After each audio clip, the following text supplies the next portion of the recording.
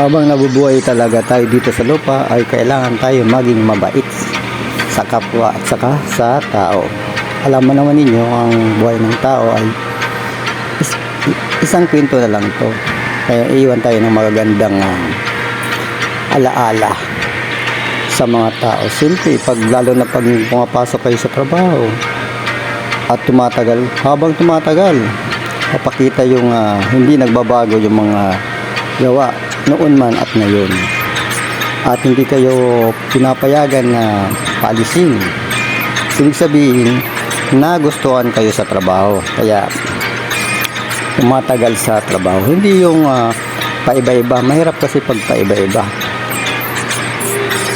Yung nandun yung iba-ibang ugali, dito na nakasanayan mo na mga tao. Kaya, lagi nga mahalin talaga. Mahalin ang trabaho. Kasi yan ang bibigay sa atin ng mga pinansyal na mga pangangailangan sa pamilya. Katulad sa ating pamilya, mga pangangailangan.